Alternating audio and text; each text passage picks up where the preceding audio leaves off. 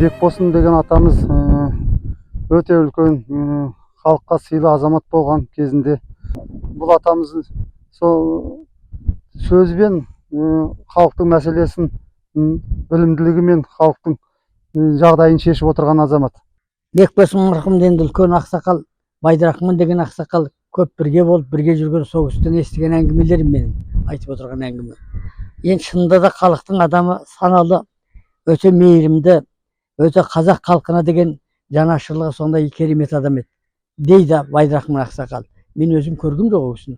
Бірақ енді сол Байдырахман ақсақалдан айтайын, сол Байдырахман ақсақалдың өзі тоққожа болатын. Мықты адам ол кісі. Өте кішіпейіл, мейірімді. Енді Байтайлақ қазақ атамыз айтады, сол бәкеңдер айтады. Мысалы Абаймен де айтысып, Абайды да кейде жеңген қара сөзден деп айтады. Ал енді соған қарағанда, ал енді сол Байдырахман ақсақал айтады, өте шешендігі керемет еді, тілінің астында қалы бар еді деп соқты маған. Мені көргім жоқ қой енді. Сол Байдырахманның айтқан әңгімесі. Енді сондай халықтың адамы ғой енді. Аты қалды.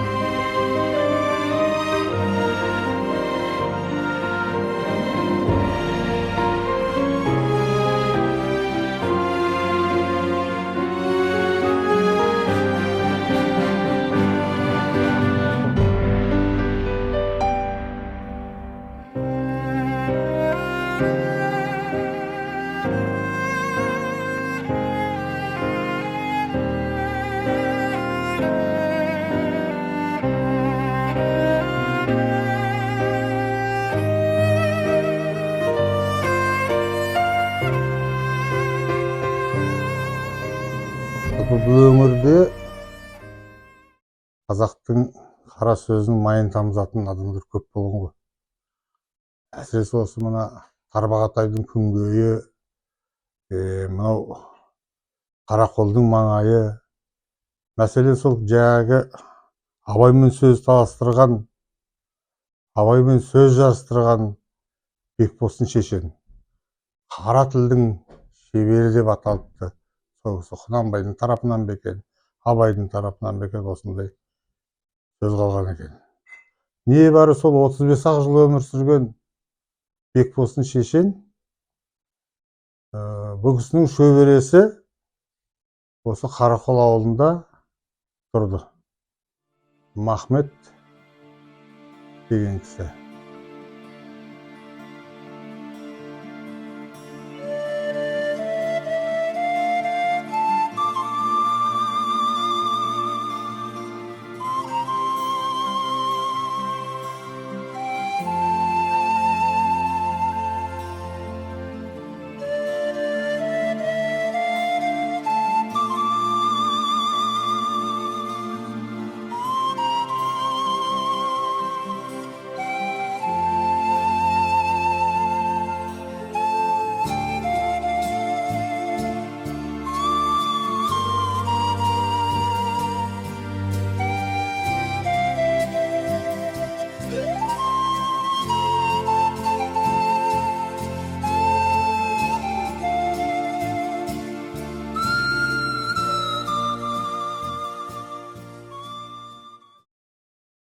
анасы қайтыс болғаннан кейін Мәдекен деген ағасының қолында 2 жыл болды. Содан кейін әкемді Науылы ауылындағы детдомға тапсырды. Әкем 17-18 жасқа толғанда Томск қаласына барады да музыкалық аспаптар шығаратын фабрикаға жұмысқа кіреді. Сонда жүріп мандолина мен балалайка аспаптарында ойнауды үйреніп алды.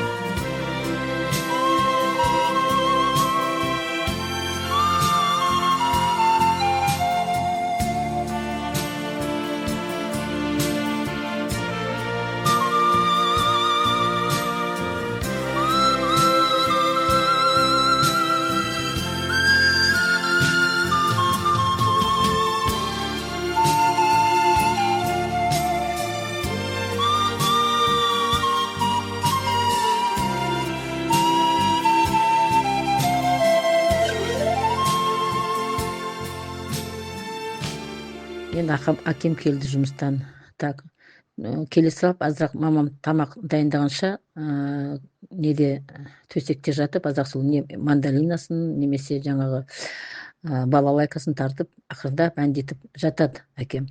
Сонан кейін бір кезде менің күнделігімді сұрады. Мен не істеймін енді? Өтірік алдай алмадым енді, жоғалтып алдым деп. Әкем көрсеттім. Қарады, төртті көрді, үндемей, былай қолыма тапсырды да болды. Содан кейін менің өзімнің настроением түсіп кетті. Әкем осы жыл қуанбады ғой деп.